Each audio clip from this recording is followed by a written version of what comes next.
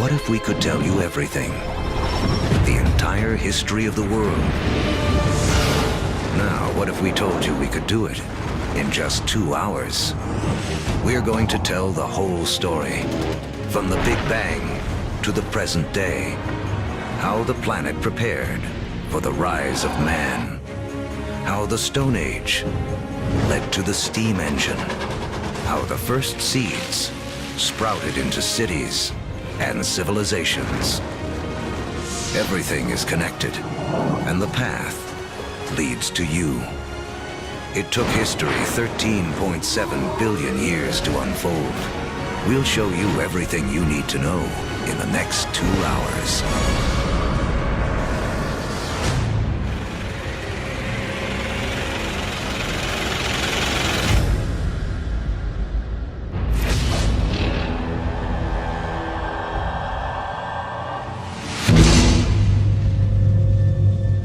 This is our infant universe.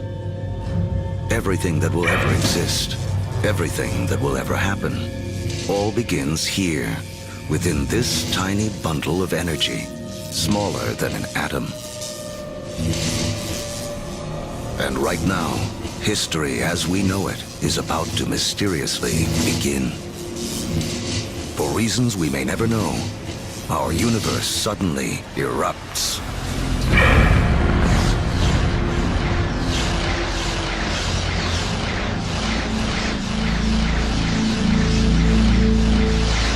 In a millionth of a millionth of a millionth of a millionth of a millionth of a millionth of a second, it went from a size smaller than an atom to bigger than a galaxy.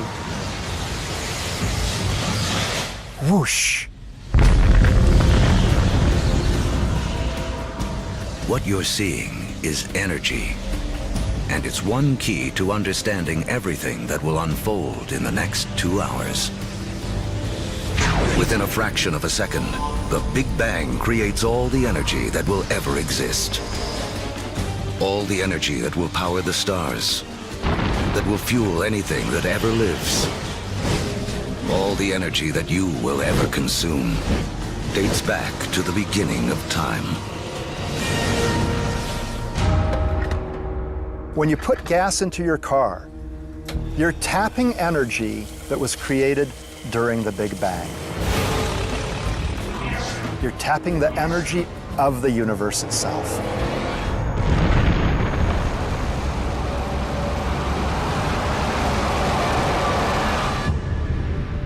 We're only a few minutes into our 2-hour journey, but already 380,000 years have passed.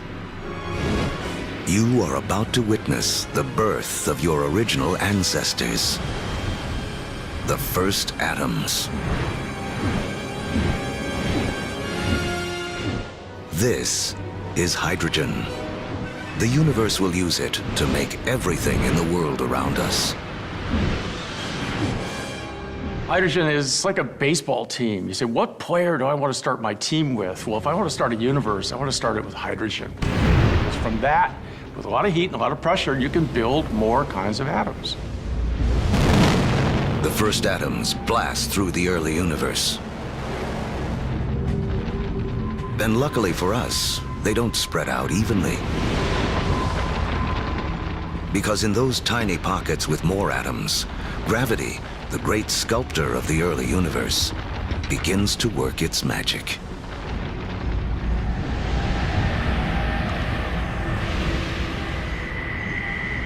The first galaxies are beginning to form, revealing a timeless secret of the universe.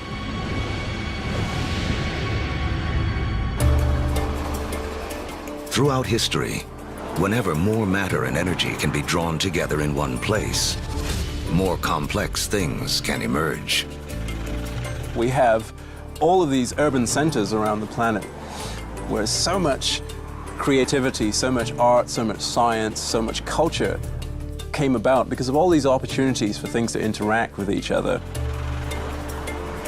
Really, in a sense, where there is stuff, new stuff can develop, and where there isn't anything, nothing much can develop.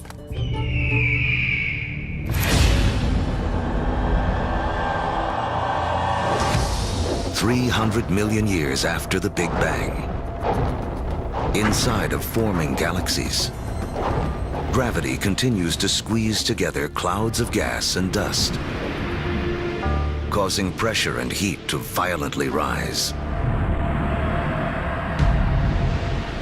When the temperature reaches 18 million degrees Fahrenheit, hydrogen atoms slam together, creating a new element, helium, and radiating bursts of energy.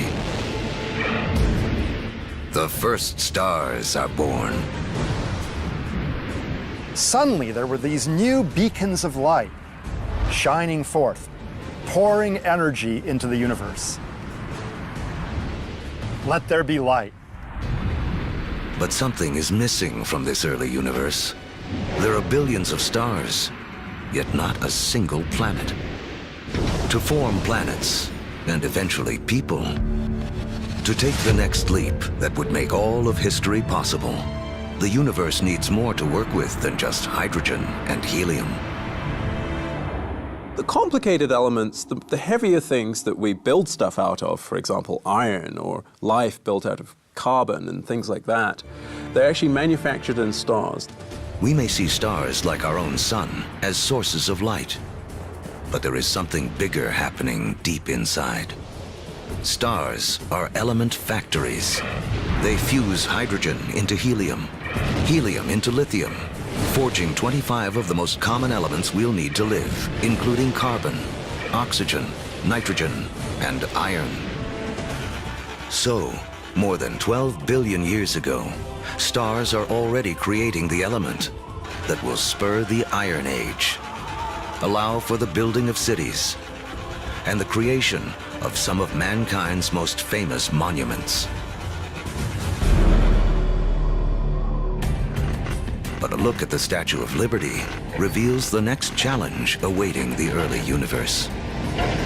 While the statue's frame is iron, her skin requires an element too heavy to be made in stars.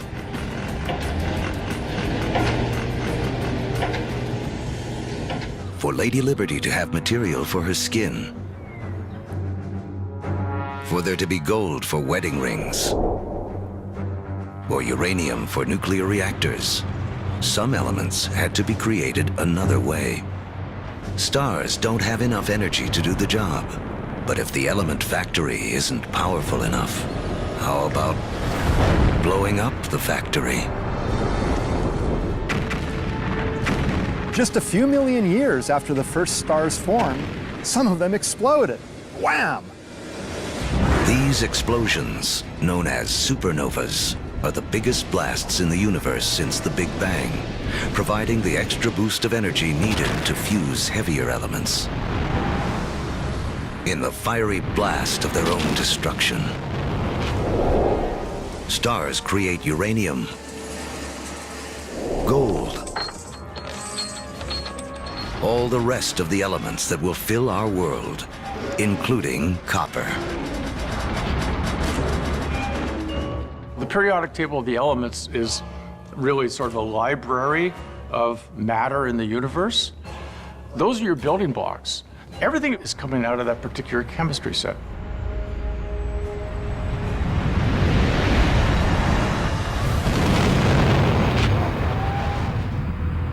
Supernovas are absolutely necessary for us to be here. You know, we have iron in our blood. We have little bits of old supernova, therefore, just floating around through us. We are all stardust. Copper and tin, Bronze Age. Without supernovas, there's no Bronze Age. Go to any supermarket and buy a multivitamin. And go and look in the ingredients. You'll find copper, you'll find zinc, you'll find selenium, you'll find all sorts of elements that can only be made in a supernova. The elements made by stars will become the seeds of life on Earth and the drivers of human history.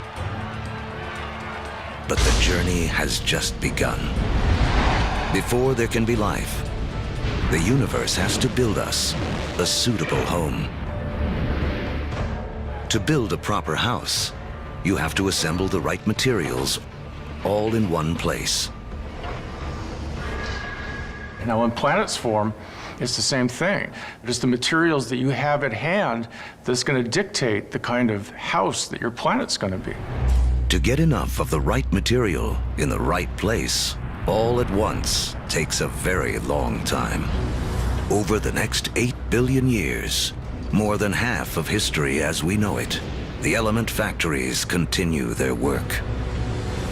Stars explode and are reborn. Each generation with more heavy elements than the last. Until 4.6 billion years ago.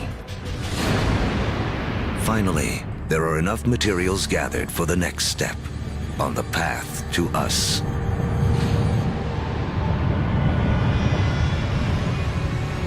A new star is born. This is our sun. It's so massive that it's gathered up 99.9% of the gas and dust in the solar system. But there's still just enough left behind for gravity to build some other things. Like planets. The third one out from this star will be our home. By the time Earth emerges, just over 4.5 billion years ago, 2/3 of the history of the universe has already passed. The first sunrises sweep across a foreboding alien planet. A world spinning so rapidly that a day lasts only 6 hours. When you go back to the early Earth, right after the planet formed, you really have to think of the Earth as another planet. The sun would have looked out over a hellacious scene of just molten lava. In places, you would see rafts of black volcanic rock. Within the liquefied rock, the elements are all in a jumble. Something has to bring order out of this chaos. And once again, that something is gravity. Lighter material drifts toward the surface and forms a solid crust, while heavier material sinks toward the center, forming a molten iron-nickel core. This churning liquid metal creates a magnetic field that reaches out into space. Like a force field, it will protect our future home from the sun's deadly charged particles. Soon, this magnetic field will allow for life to grow, and later, guide the explorers who will connect two halves of the world. But for all this to unfold, the Earth will need a critical partner.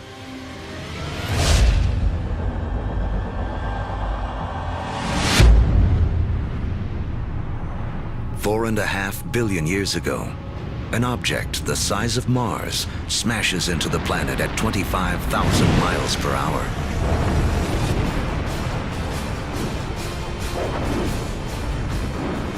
Earth swallows up much of the impactor.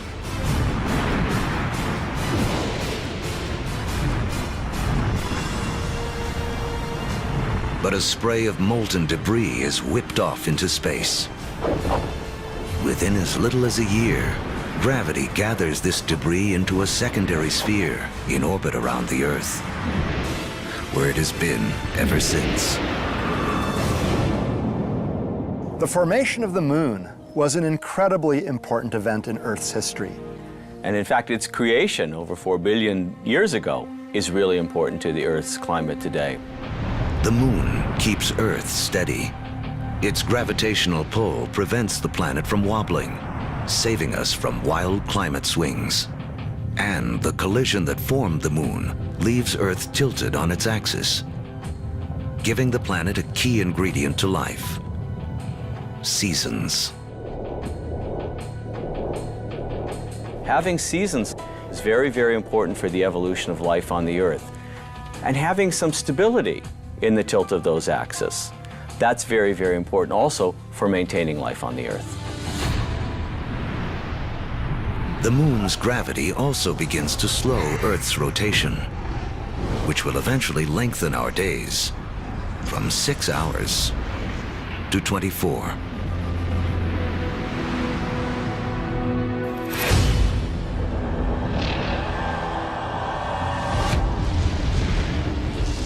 4.4 billion years ago.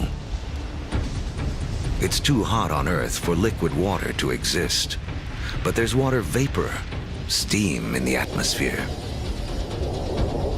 The trick is how to get it out of the sky onto any world where you hope to have life. A little rain must fall.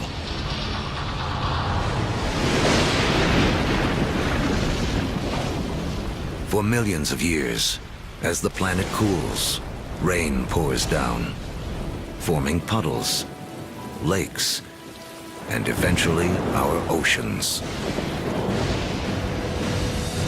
By 3.8 billion years ago, our planet has a moon and permanent oceans. But it hardly resembles the place we now call home. To become the stage for all of human history, Earth needs an oxygen-rich atmosphere, fertile continents for people to discover and develop. Who will create our modern world? There's 1 trillion of them crawling on your skin right now.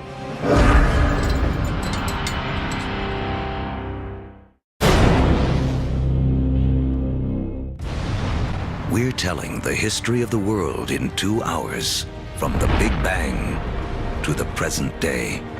And our modern world holds important clues to the story. In fact, structures like this hide a mysterious link to the first life on Earth.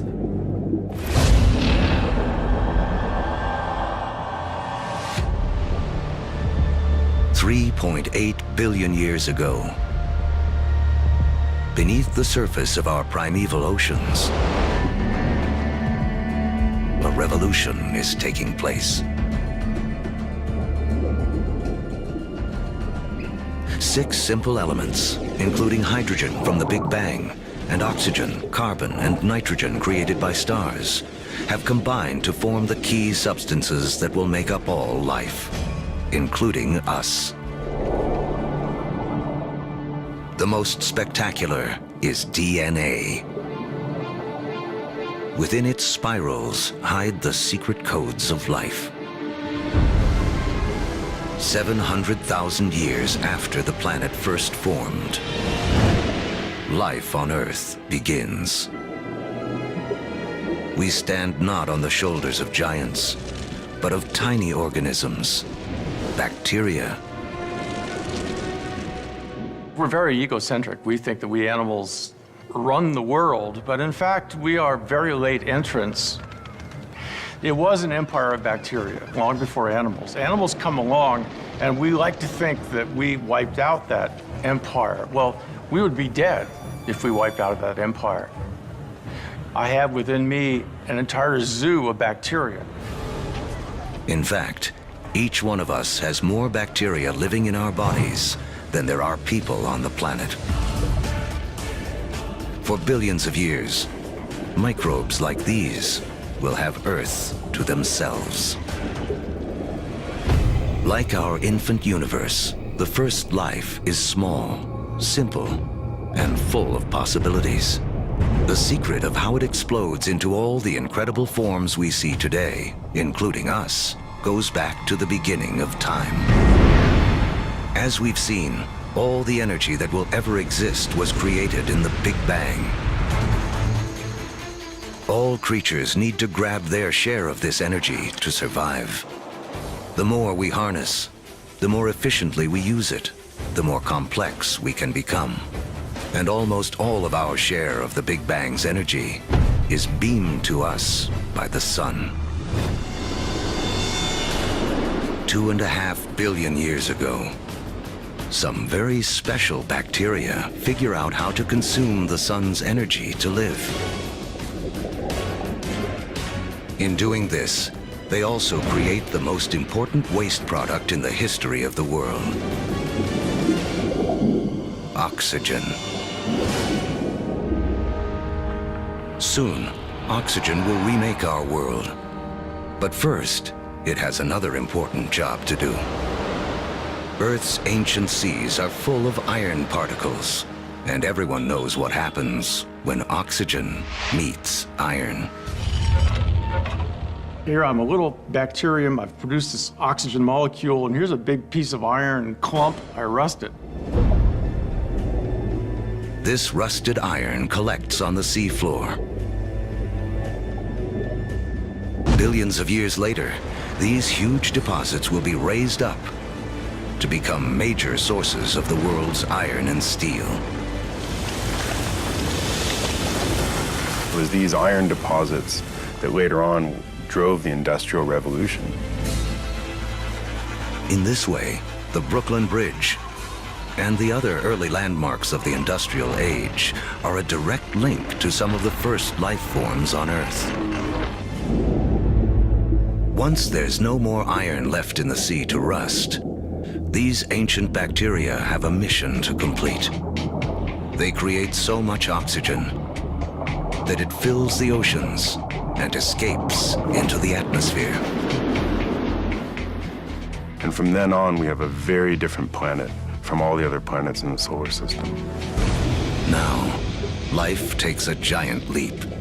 For the first time, some bacteria learn to live on oxygen.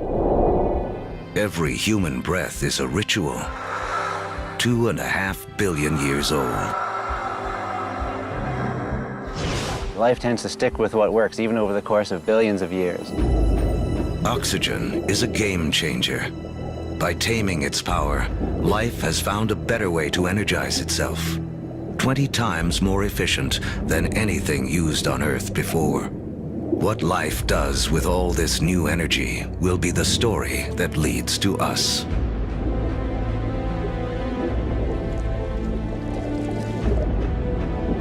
Over the next 2 billion years, life becomes more complex. Skies become blue, and so do the oceans that reflect them. Large, solid continents appear. Earth is beginning to look more like the place we now call home.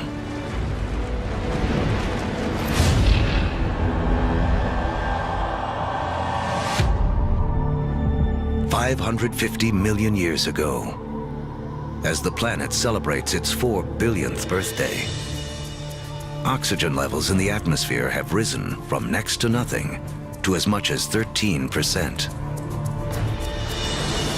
Take a deep breath, because life on Earth is about to go wild.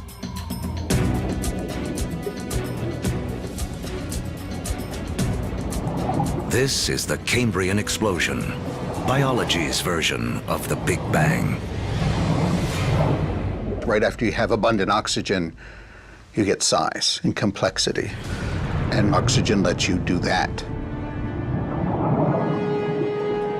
It's in this breathtaking span of roughly 30 million years that most of the major animal groups evolve. By 500 million years ago, the first bony fish have evolved in the seas. These fish are our direct ancestors. Though they look nothing like us, they evolved the body parts that will make our own bodies possible, including a spine and a mouth with jaws and teeth.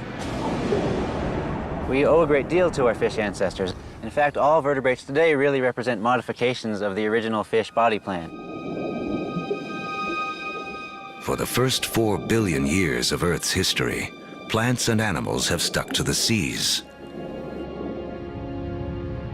But that all begins to change.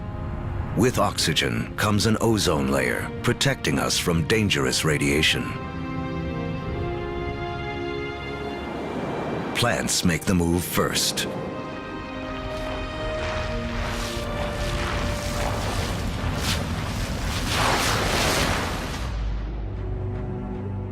Around 400 million years ago, animals are ready to take the leap. Among the first ashore are the amphibians, whose descendants will include us. The most amazing thing about animal evolution ever for me personally is that moment that first amphibian walks out of the primeval ocean onto land and takes a big gulp of air. Kind of like great-great-great-great-great-great-grandpa coming out of the ocean and seeing this fantastic world. And it's like, hey, I can live here. Look at those trees, look at those bugs. There's food here, I can do this.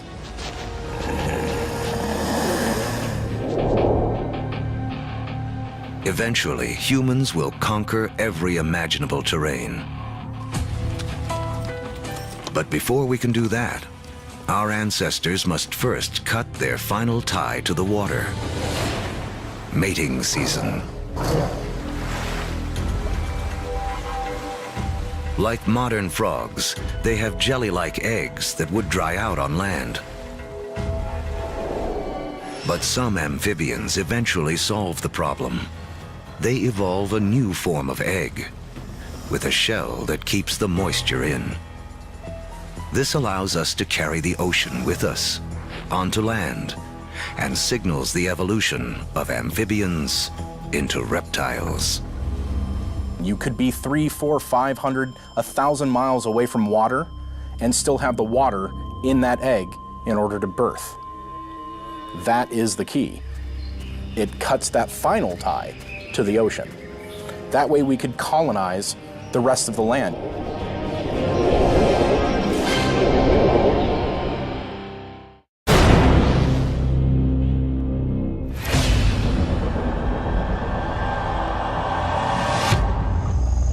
$300 million years ago, life flourishes in massive tropical swamps where planet Earth is cooking up a surprise. As plants die here, they are buried, compacted, and cooked. Energy created in the Big Bang and radiated by the sun to plants on Earth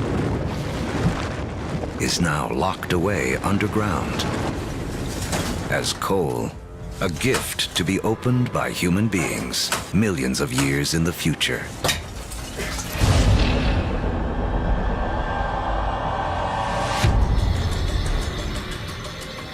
$250 million years ago, an apocalypse unfolds.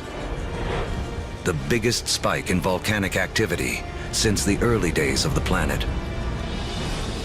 The atmosphere is choked with carbon dioxide, and the diversity of animal life spawned in the Cambrian explosion is stopped dead in its tracks.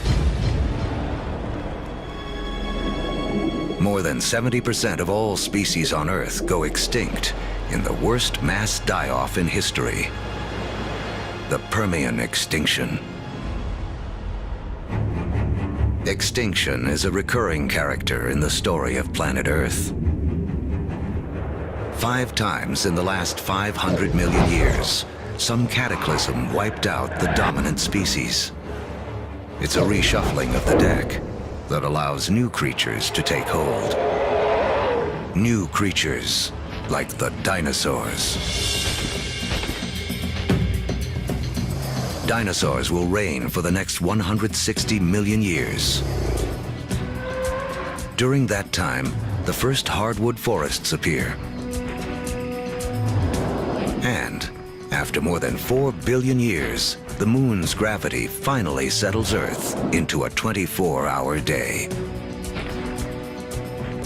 At the start of the dinosaur era, the continents are clustered together into a single landmass we call Pangaea. But now, they start to break apart. Africa separates from South America.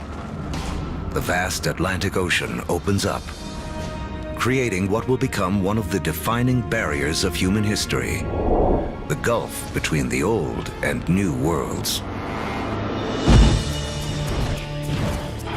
The undisputed stars of the dinosaur era are animals like Triceratops and T-Rex, but there are some important creatures scurrying around their feet. If we were to trace our lineage back far enough, we would come to really small shrew-like mammals surrounded by these titans of reptile life. During that time, mammals, we were living on the fringes. We were maybe stealing dinosaur eggs, maybe just eking out an existence. So the dinosaurs kind of held us back. The biggest headline of the history of dinosaurs, which is 160 million years, is that we lost. Mammals lost. We couldn't get much bigger than a small cat. For 160 million years, all the medium-sized, medium-big, big, gigantic, and stupendous animals were dinosaurs. For that whole time. They beat us fair and square. But the deck is about to be reshuffled.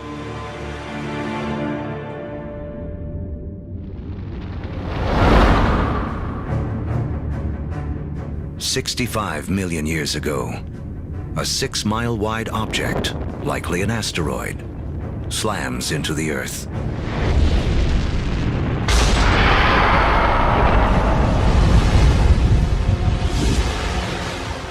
A dust cloud blocks out the sun. Temperatures plummet. Every creature on land weighing over 50 pounds goes extinct. The reign of the dinosaurs is over. The greatest gift that the dinosaurs ever gave us was dying. When they went extinct, it gave the mammals time to rise. It doesn't take long after the disappearance of the dinosaurs for the first true primates to appear. Like their later versions, including us, these mammals have evolved forward-facing eyes, allowing for accurate depth perception and flexible hands with 5 digits. They have 5 fingers, just like us, which means we can grasp things. If you think about other animals that don't have digits organized the way ours are, their ability to hold things, to manipulate objects, is much more limited. 50 million years ago, our primate ancestors are evolving on a planet that is warming. It's so hot, there are jungles at the poles. As the continents drift, the Americas and Africa have almost fully taken shape. But in northern Africa, modern-day Egypt is submerged beneath an ancient sea. On the floor of that sea live small-shelled creatures called nummulites. Their shells, made of calcium and carbon, pile up on the sea bottom over millions of years, where they form into limestone. Limestone that will be used to build the Great Pyramids. If you look closely at the pyramids today, you can still see evidence that these 4,000-year-old monuments are, in fact, made of 50-million-year-old seashells.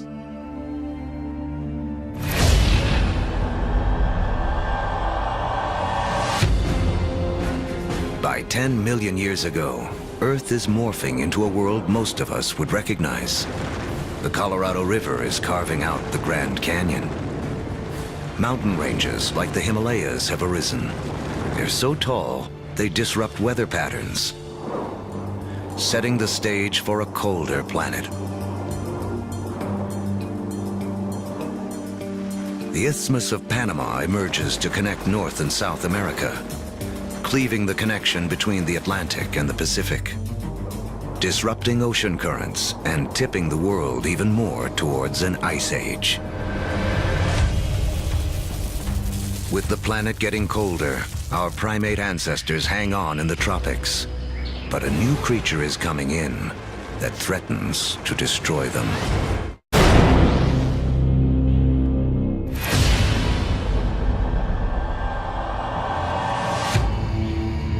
"7 million years ago,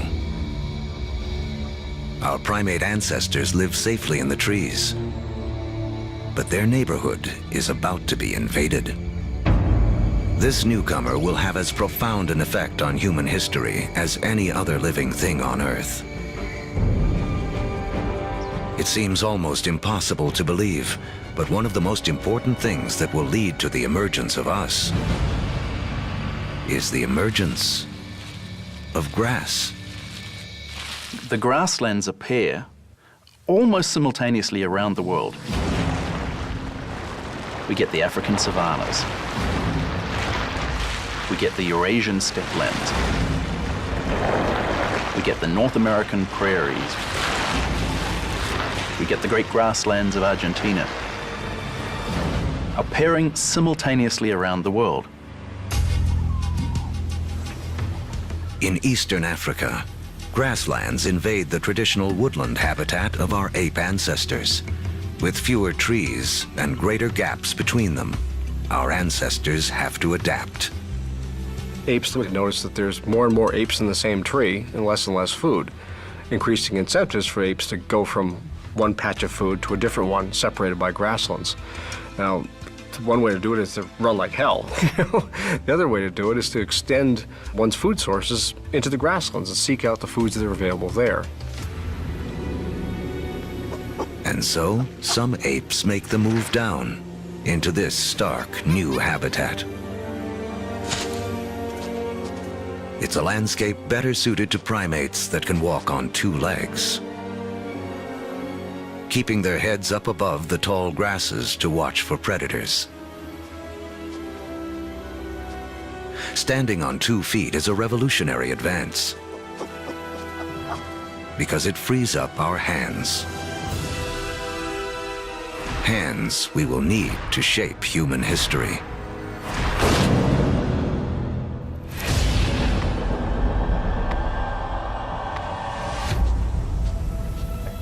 $2.6 million years ago,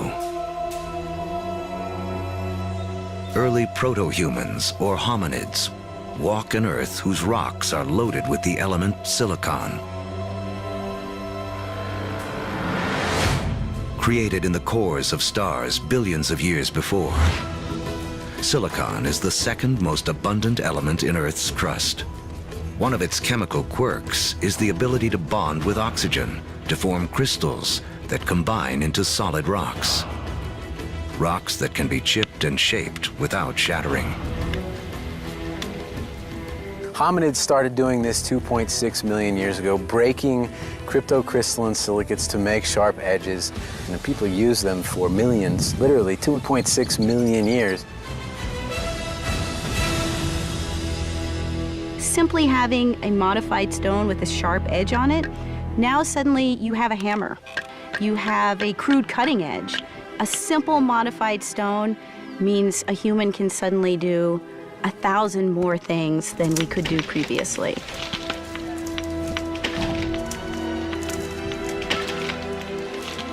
That little extra bit of technology enabled our ancestors to persist and eventually turn into us. Silicon launches the first technological revolution, the Stone Age. Millions of years after it powers our first handheld devices, another chemical quirk of silicon will make it the height of technology once again. The next leap towards becoming truly human relies on a little-known secret of our home planet. In the known universe, it turns out Earth may have a rare and special power.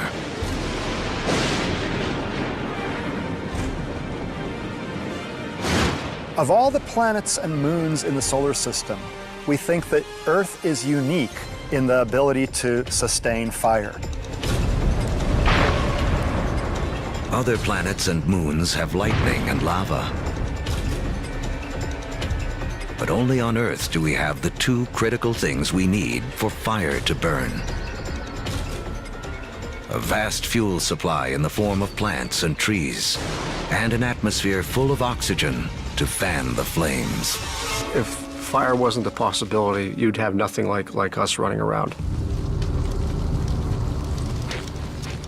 Homo sapiens, they made a world with fire.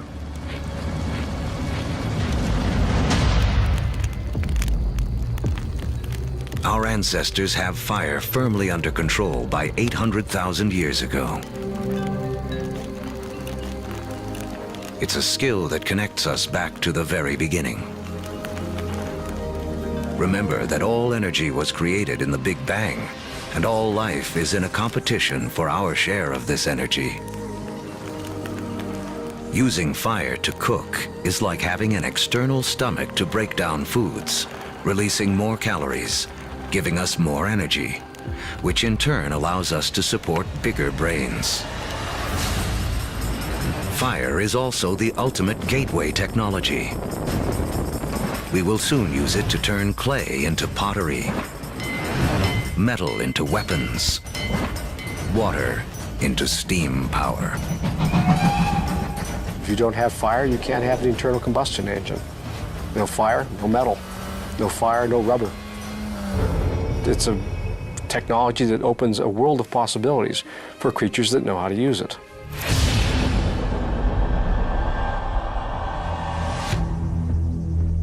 $200,000 years ago, the modern human has fully taken shape. The larynx, or voice box, which is high up in the throat in our ancestors, descends. More complex sounds are now possible. We begin to speak. For the first time, information can be shared between individuals and across generations. Humans have gained a critical advantage over every other creature on Earth. You can tell my grandfather said that when the elephants didn't show up, we go off and hunted zebras. You know, my aunt told me that her cousin found this water hole on the other side of that river. And we can all benefit and we can all understand what they mean when they're describing what they found out on that landscape. Language changes humans from being like standalone computers to being networked computers, where you can share information. You know, one doesn't need to depend on one's own personal experience. One can borrow the personal experience of anyone with whom one can communicate. That's a powerful advantage. No other creature has that. As a species, humans become exponentially smarter. The global game board has been set, and we are now ready to play. 100,000 years ago, man can move. We have agile hands and primitive tools. We can communicate and control fire. We are finally ready to expand out of our African home on a path millions of years in the making.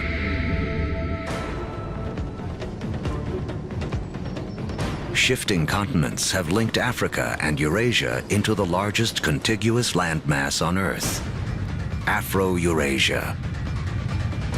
33 million square miles, more than twice the surface area of our entire moon. For early humans, this means more than half the land on Earth can be reached on foot. Human dispersal was a crucial game changer.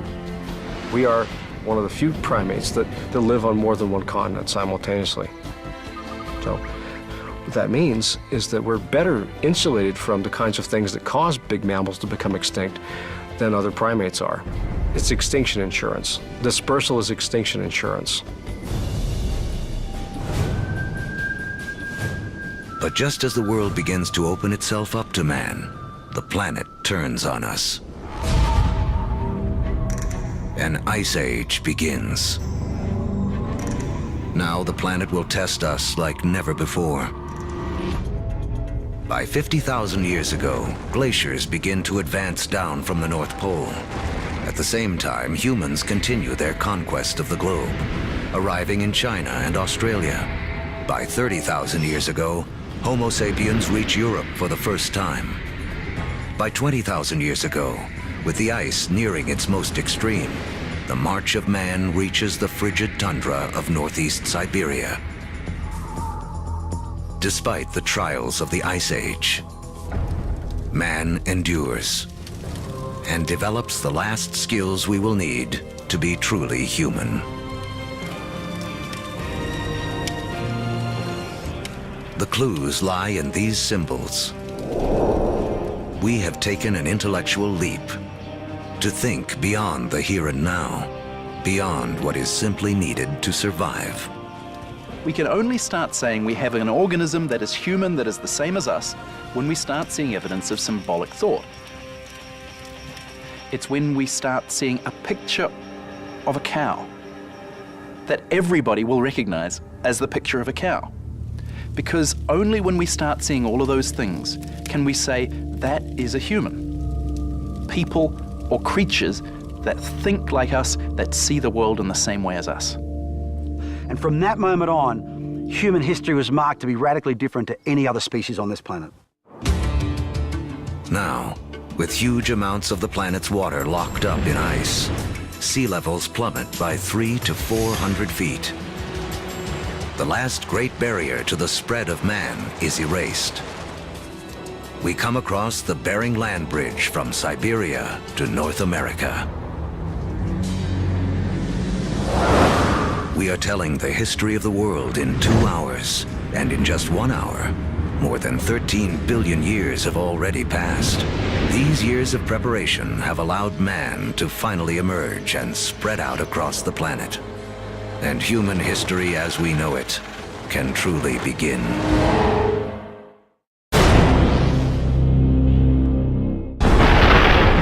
Our history of the world began with the beginning of time, the Big Bang.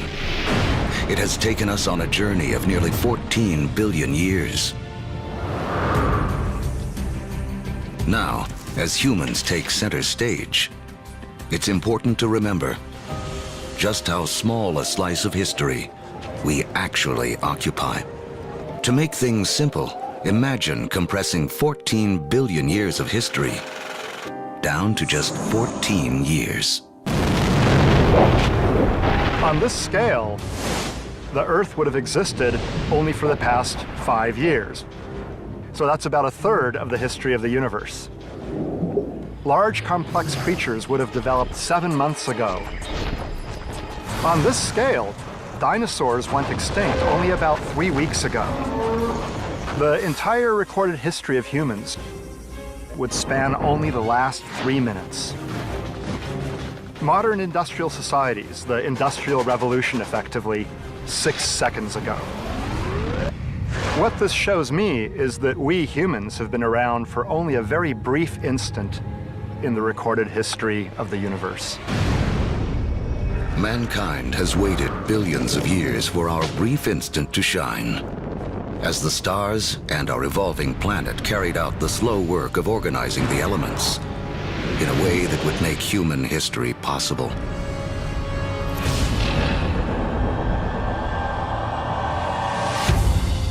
It's 10,000 BC, less than 100,000 years after expanding out of Africa.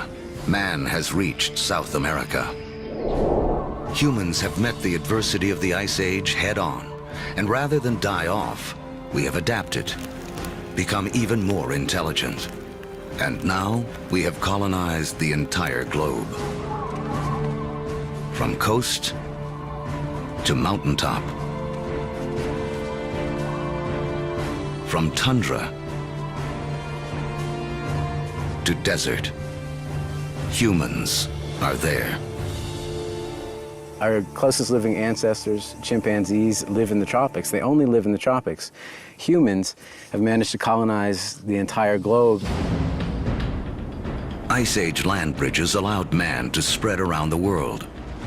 But now the ice begins to melt, and sea levels rise again. Humans are trapped and separated in 2 vast and unconnected hemispheres. Each pocket of humanity left to make the best of what it has been given. As the glaciers recede, they carve out lakes, rivers, and bays. The map as we know it emerges. In Africa, increased rainfall causes Lake Victoria and Lake Albert to overflow and form Egypt's Nile River. In Eurasia, other rivers emerge.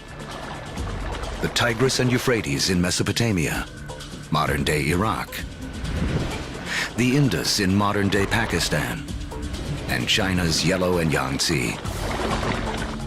These river valleys become critically important for how human history will now be played out following the retreat of these ice sheets. These are the river valleys whose waters and fertile soils will allow the first seeds of civilization to be planted. With temperatures warming after the Ice Age, plants and animals are more plentiful, and man can finally choose to stop moving. Permanent settlements begin. Populations grow,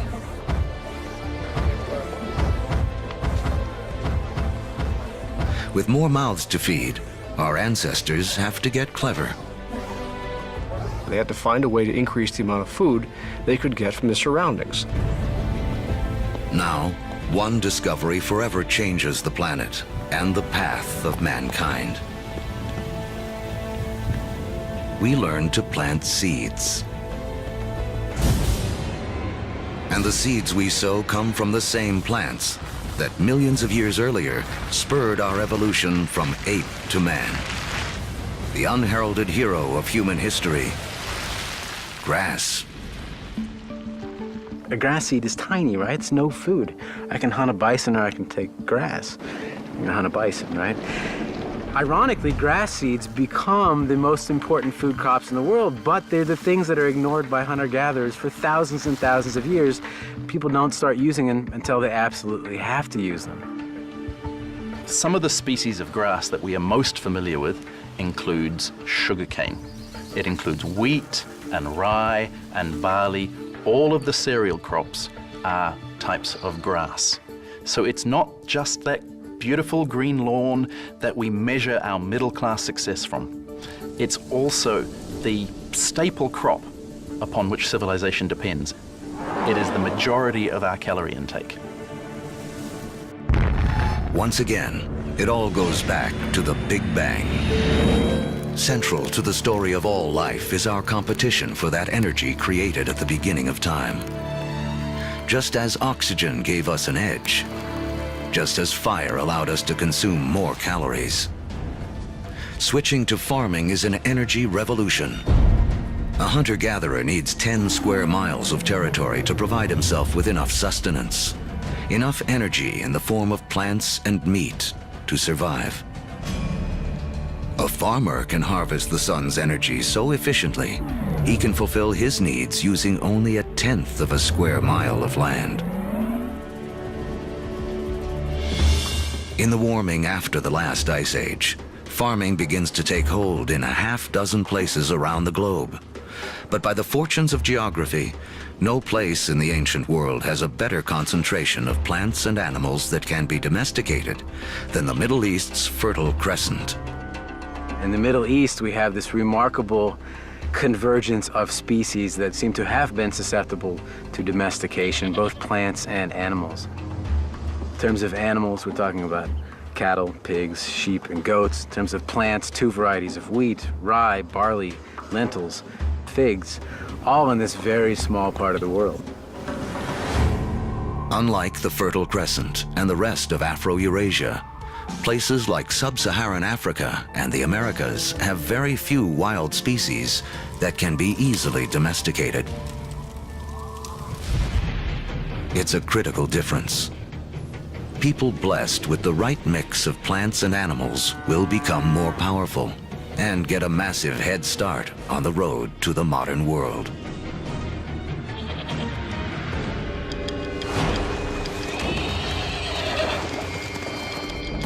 One animal that gives any human who can tame it an almost unbeatable edge is the horse. It's a little-known fact that although horses first evolved in the Americas, they died out there along with many other large mammals around 10,000 BC. There were at least 3 species of Ice Age horses in North America, maybe more. Some as small as ponies, some as big as Clydesdales. And they had evolved in North America for 40 million years. They're part of the whole history, and then they're gone. They're gone. These powerful potential allies disappear before they can be used by the first North Americans. Fortunately, before that happened, large numbers of horses escaped back across the Bering Strait land bridge and spread out across the great grasslands, the steppe of Central Eurasia. A narrow escape that had a profound effect on human history. Around 4000 BC, nomadic people in Central Asia learned to tame them for the first time.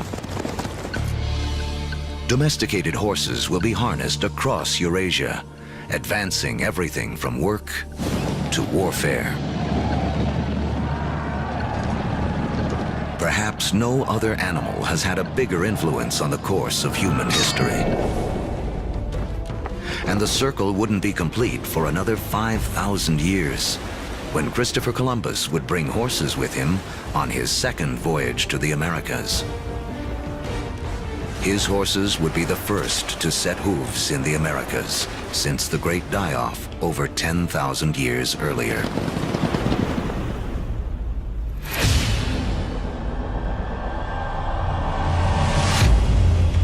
"6,000 years ago, domestication of animals and plants sets the stage for the next phase of human history. Like clouds of interstellar dust gathering in material to form stars, a type of gravity is at work as places like Sumeria, located in part of the Fertile Crescent known as Mesopotamia, draw in people, support large populations, and spin up into centers of power and innovation. By 3000 BC, some of these Sumerian settlements can truly be called our first cities. One of them, Uruk, has around 50,000 people living in less than 1 square mile. A population density that rivals modern-day New York City.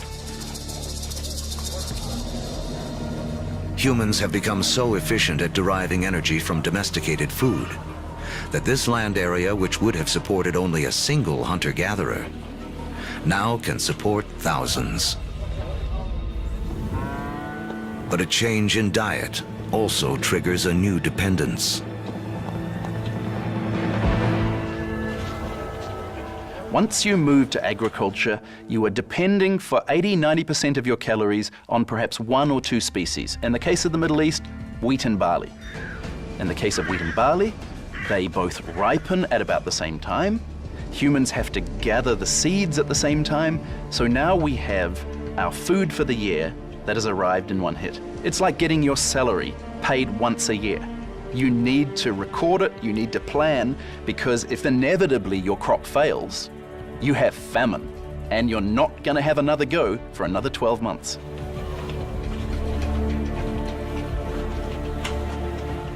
In these first cities, crops are king. To keep track of them, our ancestors developed the first writing. To protect them, the first armies. And to administer them, the beginnings of politics. When you have hundreds or thousands of people who are living together, there's simply too many people to sort of run around and create a census. It creates a need for government. It creates a need for some form of social and political hierarchy. Planting seeds has set man on a new path. Settlements have grown into cities. But to take the next epic step from city to civilization, we'll need the help of a very surprising creature.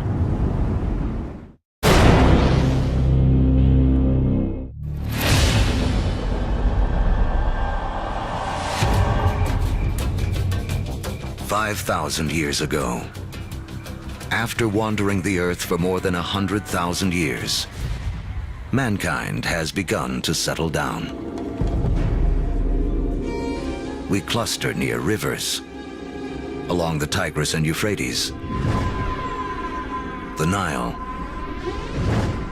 the Indus, the Yellow and Yangtze. Civilizations are about to take off. But first, they must all master one thing: trade. The more they exchange goods and learn from other lands, the faster they grow.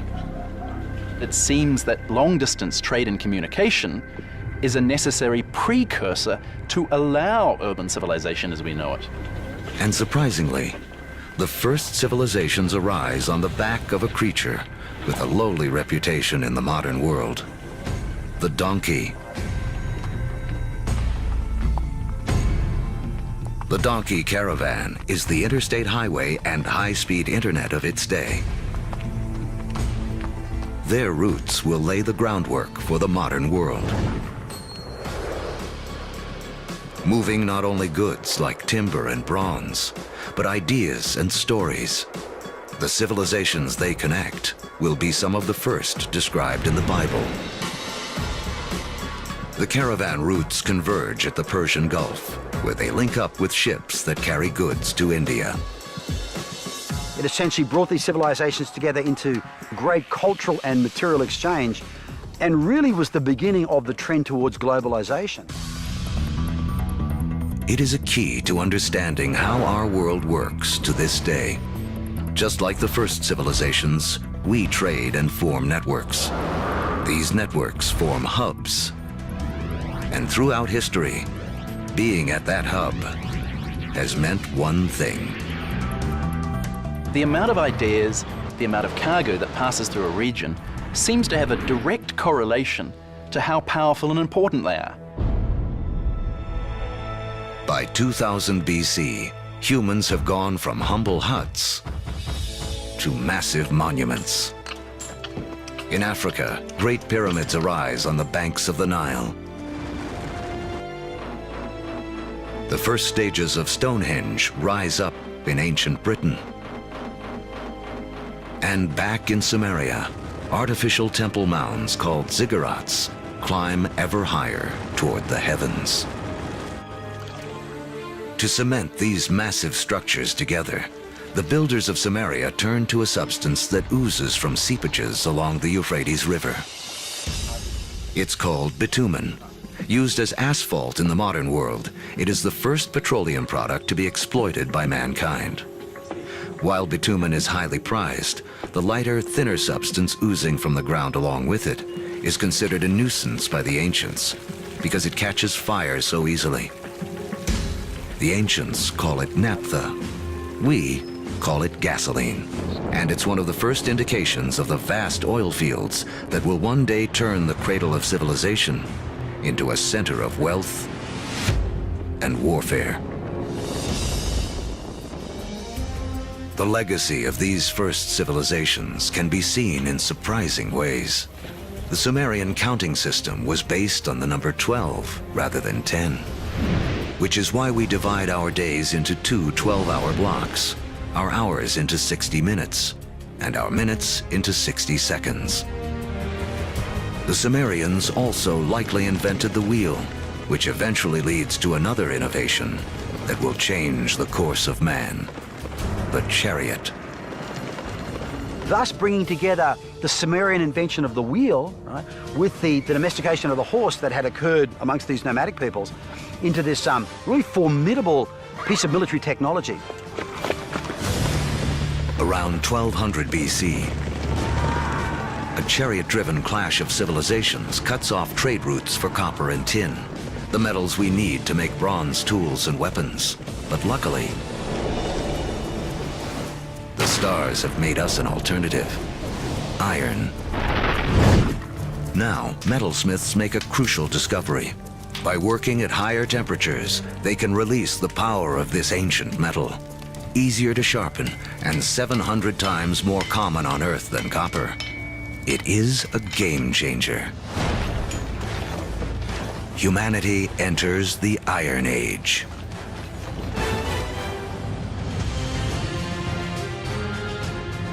As we reach the first millennium BC, history has taken us on a wild ride. From the initial blast of the Big Bang, to the formation of Earth and its first creatures, and the rise of man. We've seen the Ice Age create bridges to spread mankind around the world, then strand us on different continents, leaving us to survive on what we have at hand. So by 1000 BC, the world remains a divided place. The trade network that connects much of Eurasia and North Africa doesn't yet penetrate the planet's driest deserts or cross the vastest oceans. Cut off by geography are people in places like sub-Saharan Africa and the Americas. With few easy to domesticate plants and animals of their own, they remain tied to more ancient ways of life.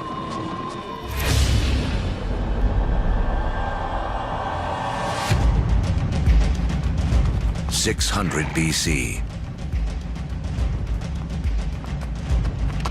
the cavalry have arrived. humans ride into battle on horseback for the first time. We've seen that just taming a horse gives man a massive advantage. Now, pairing him with iron weapons makes him nearly unstoppable. These advances in technology, they don't just make a fighting ability possible, they make empires possible. And that is the story of the next several millennia. With new technology and improved logistics, empires spread, uniting massive land areas under a central control. As empires grow, so do new beliefs. One interesting phenomenon we see with the rise of these empires is this idea of monotheism, this idea of a universal God that develops over time, and it's just a phenomenon. Judaism emerges, from which we eventually get Christianity and Islam. Buddhism and Hinduism also arise. The 5 major religions today are all rooted in this remarkable era. Although empires spread, some great powers remain isolated. The rise of the Himalayas 50 million years earlier has left China cut off from trading with the rest of the world. But that is about to change. Around 100 BC, a Chinese emperor sends an envoy to the west in search of alliances. The routes he travels will become the Silk Roads, a massive trade network that connects China across Central Asia to the Roman Empire. China has joined the world. As far as we know, no Chinese trader ever met a Roman, no Roman ever met a Chinese trader, at least during this first period of the Silk Roads. But this vast trade then began to explode. Between about 100 BC and about 200 AD, we have 3 centuries of trade and cultural exchange on a level that has not been seen before in human history. But this new human network also unleashes hidden dangers.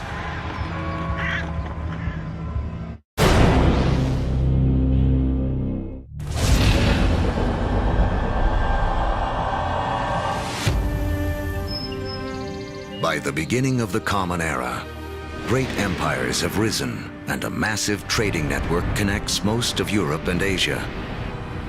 But the trade routes also carry an invisible threat.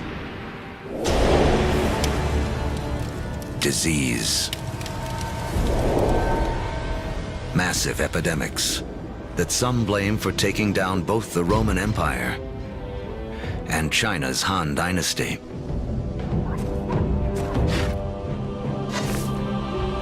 But these networks also lead to the spread of religion. In 312 AD, the Roman Emperor Constantine converts to Christianity, paving the way for it to become the dominant religion of Europe and the West.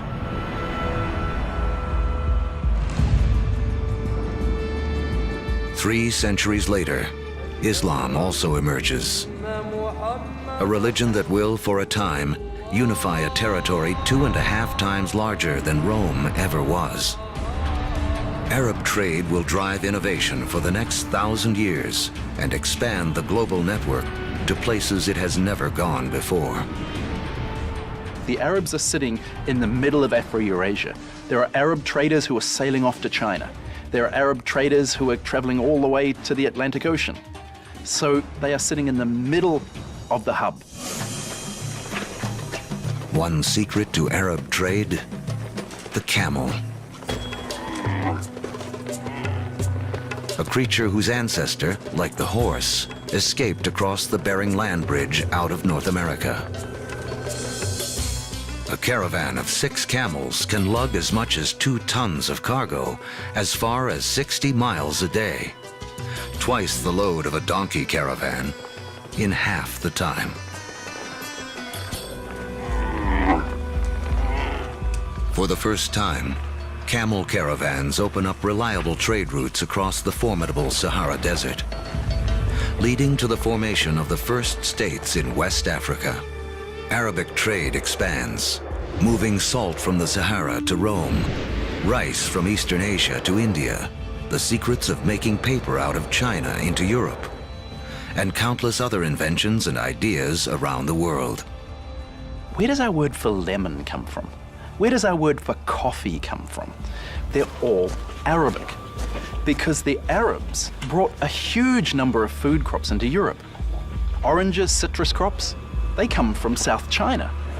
Yet they don't make it to the West until the Great Age of the Arabs. In Islamic North Africa, one Italian merchant named Leonardo Fibonacci becomes well-schooled in the ways of Arab traders. He picks up on a simple but ingenious counting system that originated in India but is used extensively in the Arab world. His writings will spread this knowledge to Europe and around the globe. With everyone counting the same way, business and trade will explode. And because of Fibonacci, people today still almost universally use the numbers known as Arabic numerals. But there is another idea Arab traders will spread, something even more influential. It originates in China around 800 AD. A Chinese alchemist in search of an elixir for long life instead stumbles upon chemistry that can bring sudden death. He combines carbon and sulfur with saltpeter, a compound made of potassium, nitrogen, and oxygen. Forged in the stars, these elements now come together to make gunpowder.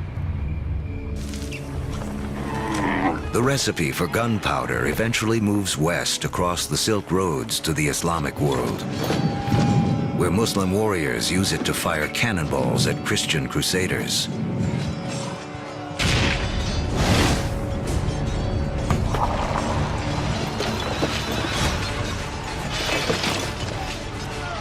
Europeans pick up on the idea, embracing and perfecting gunpowder weapons.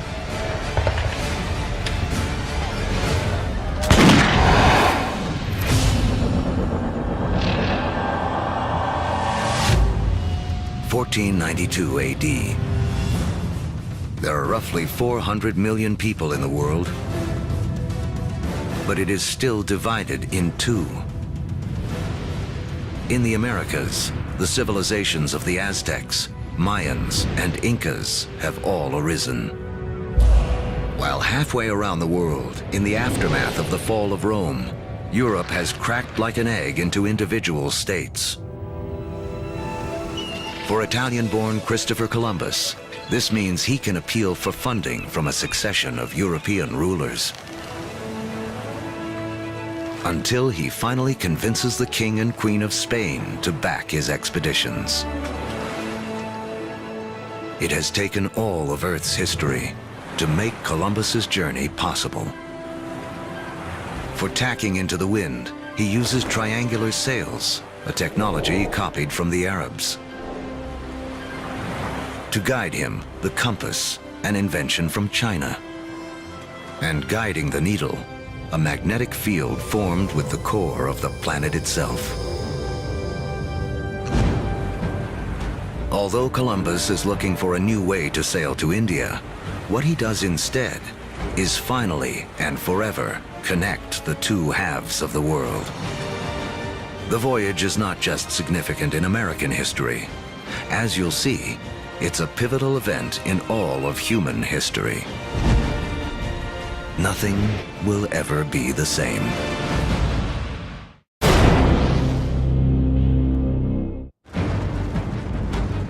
The end of the Ice Age marooned large pockets of humanity on separate sides of the globe for over 15,000 years. Now, that's all about to change. The voyage of Christopher Columbus in 1492 is taught as one of the most significant events in American history. In fact, it's one of the most significant events in all of human history. prior to that voyage, the great world zones had existed largely in isolation. By crossing the Atlantic, Columbus opens up the vast American world zone, these two enormous continents of North and South America, with the millions of people that are living there, the resources that are available.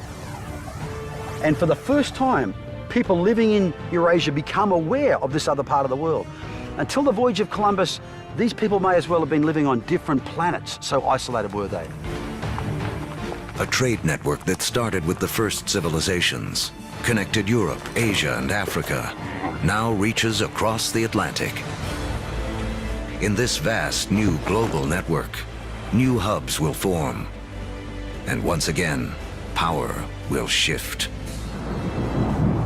For most of the last 2,000 years, Europe hasn't been that important. Then we get the age of Columbus, and what do you know? This is exactly the time where we see the rise of the West. This is when the West starts taking over, when it gets itself smack bang in the middle of the biggest exchange network the world has ever seen.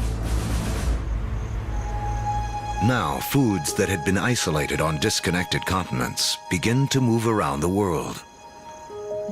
Maize from the Americas shows up in Egypt and China. Potatoes from the Andes prove perfectly suited to the soils of Ireland and Russia. The old Fertile Crescent grains, like wheat, begin to feed the Americas. New foods mean more calories, more energy. Within 3 centuries of Columbus's voyage, the population of the world will more than double to 900 million. But the unequal hands dealt to the 2 hemispheres now play out in a deadly climax. European conquistadors, inheritors of the agriculture and animals of the Fertile Crescent, and the trade spread along the vast networks of the Old World, come bearing guns, riding horses, and carrying infectious diseases.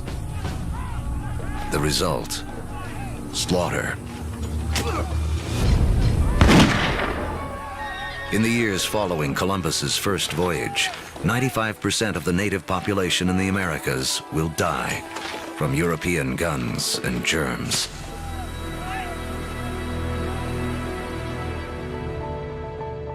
Once the hemispheres are connected, nothing can ever be the same. Take the incredible story of sugar.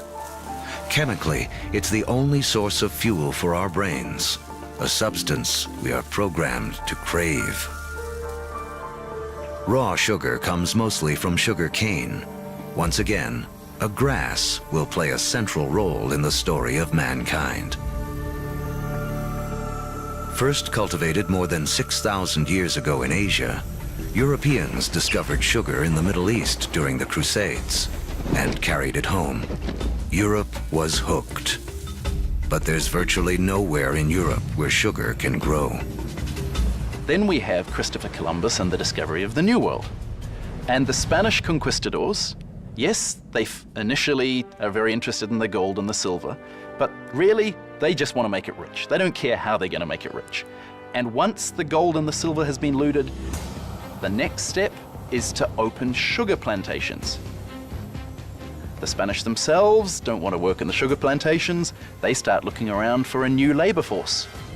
And over on the other side of the Atlantic, there is a place where they can buy slaves. And if we look at the history of slavery, the #1 destination of slaves from Africa are sugar plantations. So the history of sugar shapes the development of history through the Middle East, through the Crusades, through the conquest of Mesoamerica, and even the history of slavery from Africa to the Americas.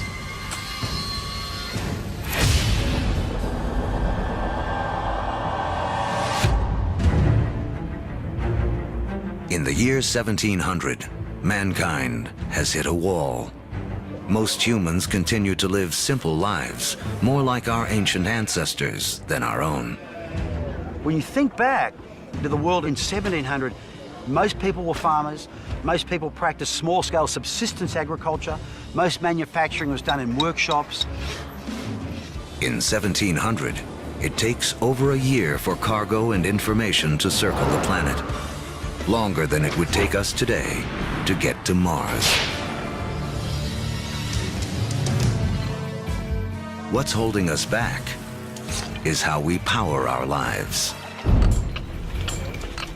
In Egypt of 2000 BC, 90% of all work was done by human muscle, with animals kicking in the rest. By 1700 in Europe, the majority of work, 70%, is still driven by human muscle. Muscle power alone can't clear the path to the modern age. But there's a breakthrough hidden deep within the Earth.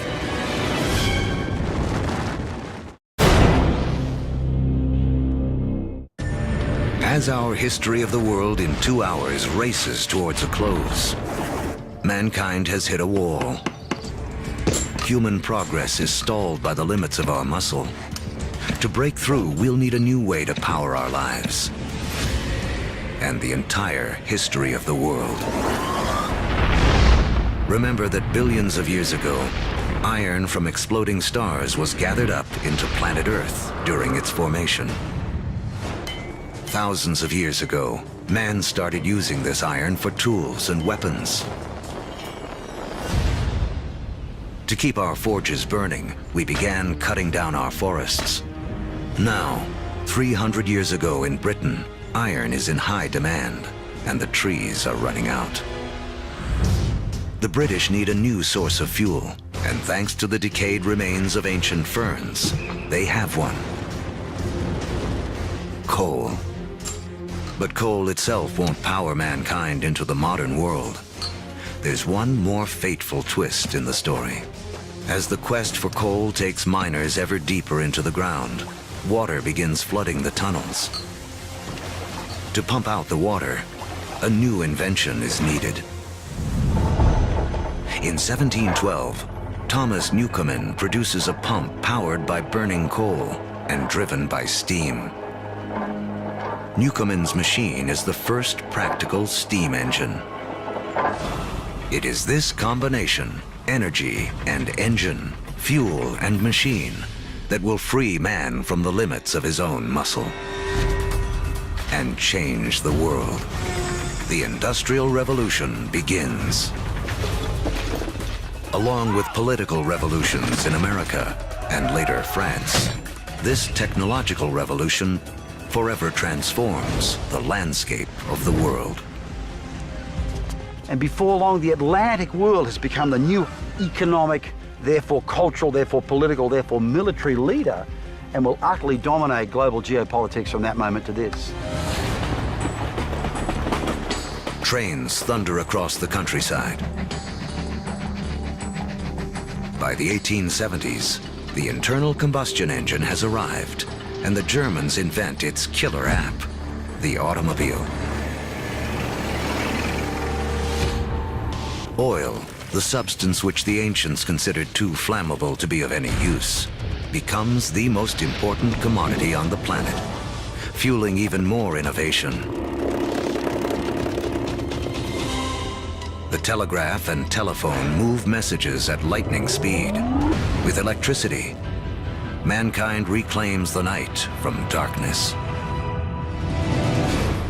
The hub of power has shifted. In 1800, Europeans and their descendants controlled 35% of the land on Earth. By 1900, they control 85%.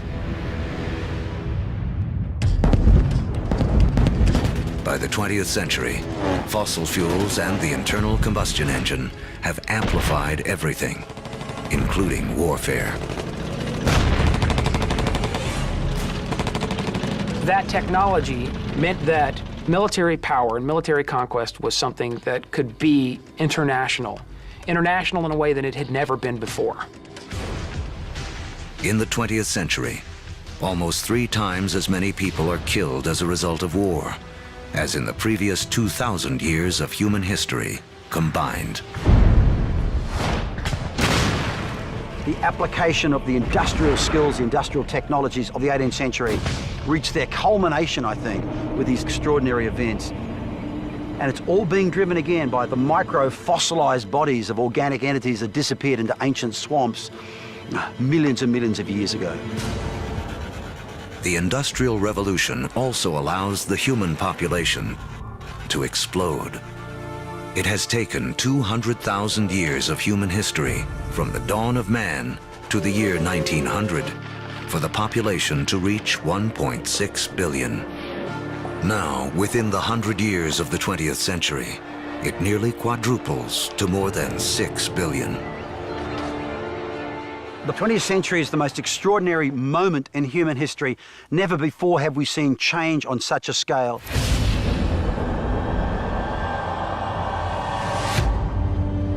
Today, humans number close to 7 billion. We are the dominant players on the planet. We have learned to harness 50,000 times more energy than our ancestors just 10,000 years ago.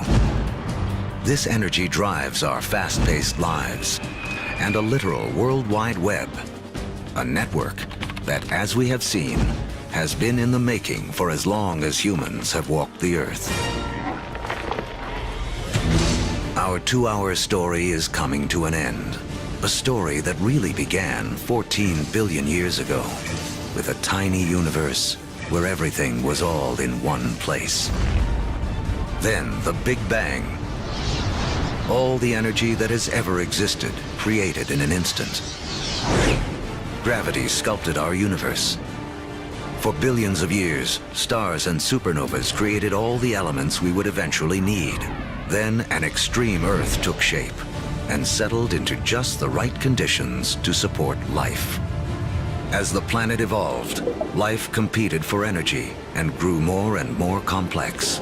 Eventually, the conditions were right for our species to rise. We mastered stone and fire.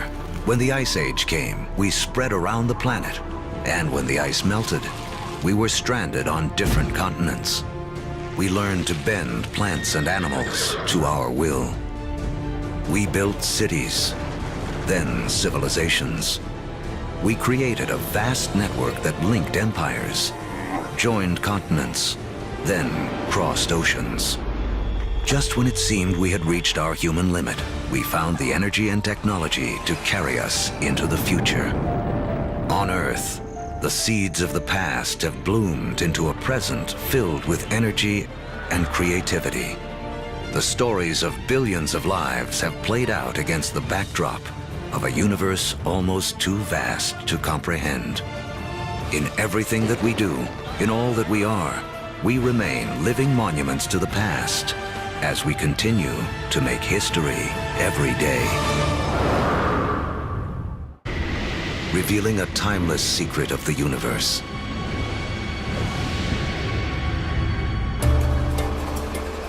Throughout history, whenever more matter and energy can be drawn together in one place, more complex things can emerge.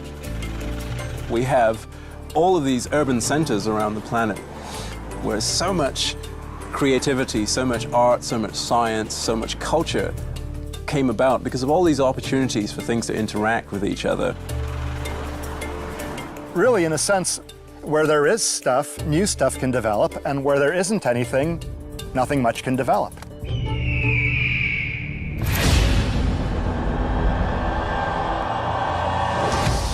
"300 million years after the Big Bang, inside of forming galaxies, gravity continues to squeeze together clouds of gas and dust, causing pressure and heat to violently rise. When the temperature reaches 18 million degrees Fahrenheit, hydrogen atoms slam together, creating a new element, helium, and radiating bursts of energy. The first stars are born. Suddenly, there were these new beacons of light shining forth, pouring energy into the universe. Let there be light. But something is missing from this early universe. There are billions of stars, yet not a single planet. To form planets, and eventually people, to take the next leap that would make all of history possible, the universe needs more to work with than just hydrogen and helium. The complicated elements, the heavier things that we build stuff out of, for example, iron or life built out of carbon and things like that. What if we could tell you everything? The entire history of the world. Now, what if we told you we could do it in just 2 hours? We're going to tell the whole story, from the Big Bang to the present day. How the planet prepared for the rise of man. How the Stone Age led to the steam engine. How the first seeds sprouted into cities and civilizations.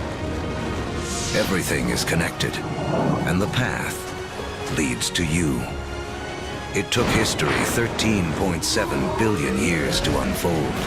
We'll show you everything you need to know in the next 2 hours.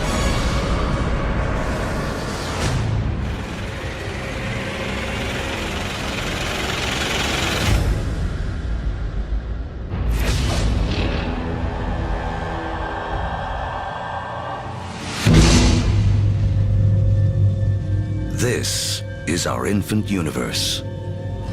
Everything that will ever exist, everything that will ever happen, all begins here, within this tiny bundle of energy, smaller than an atom.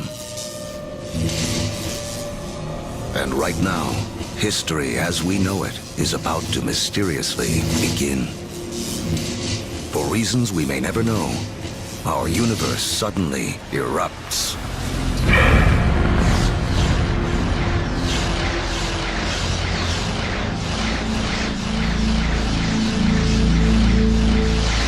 In a millionth of a millionth of a millionth of a millionth of a millionth of a millionth of a second, it went from a size smaller than an atom to bigger than a galaxy. Whoosh! What you're seeing is energy. They're actually manufactured in stars. We may see stars like our own sun as sources of light. But there is something bigger happening deep inside. Stars are element factories. They fuse hydrogen into helium, helium into lithium, forging 25 of the most common elements we'll need to live, including carbon, oxygen, nitrogen, and iron. So, more than 12 billion years ago, stars are already creating the element that will spur the Iron Age, allow for the building of cities, and the creation of some of mankind's most famous monuments. But a look at the Statue of Liberty reveals the next challenge awaiting the early universe. While the statue's frame is iron, her skin requires an element too heavy to be made in stars.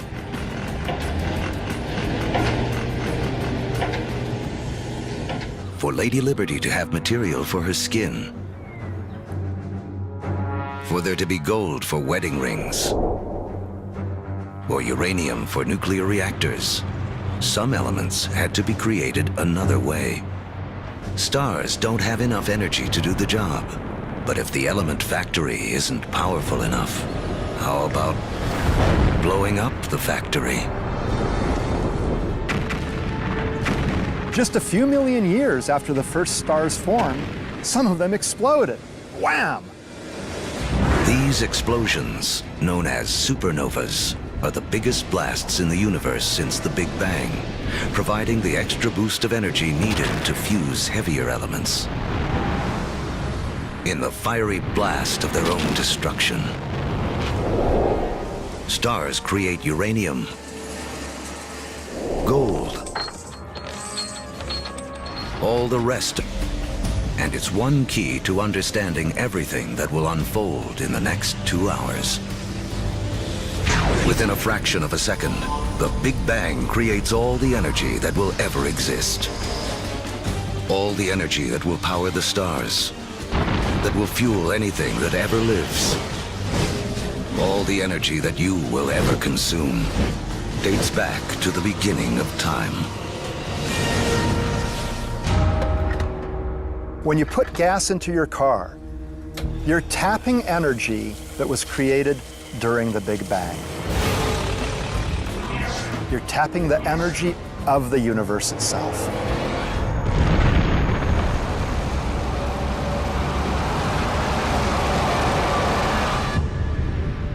We're only a few minutes into our 2-hour journey, but already 380,000 years have passed. You are about to witness the birth of your original ancestors, the first atoms. This is hydrogen. The universe will use it to make everything in the world around us.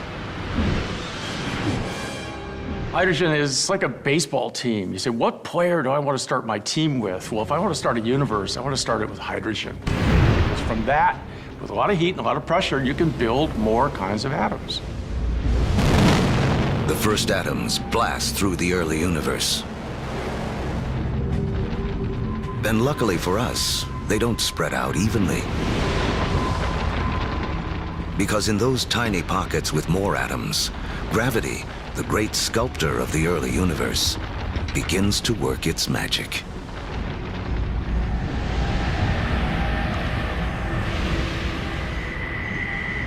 The first galaxies are beginning to form, of the elements that will fill our world, including copper.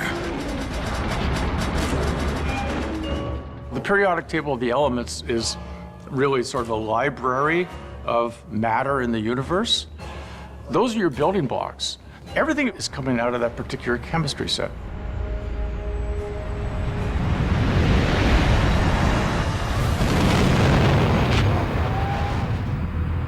Supernovas are absolutely necessary for us to be here. You know, we have iron in our blood. We have little bits of old supernova, therefore, just floating around through us. We are all stardust. Copper and tin, Bronze Age. Without supernovas, there's no Bronze Age. Go to any supermarket and buy a multivitamin. And go and look in the ingredients. You'll find copper, you'll find zinc, you'll find selenium, you'll find all sorts of elements that can only be made in a supernova. The elements made by stars will become the seeds of life on Earth and the drivers of human history. But the journey has just begun. Before there can be life, the universe has to build us a suitable home. To build a proper house, you have to assemble the right materials all in one place.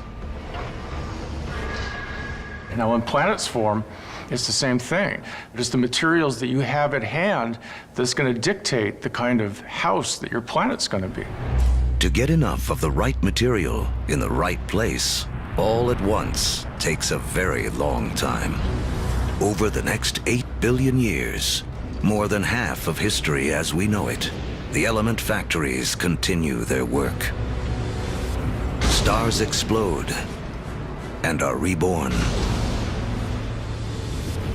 Each generation with more heavy elements than the last,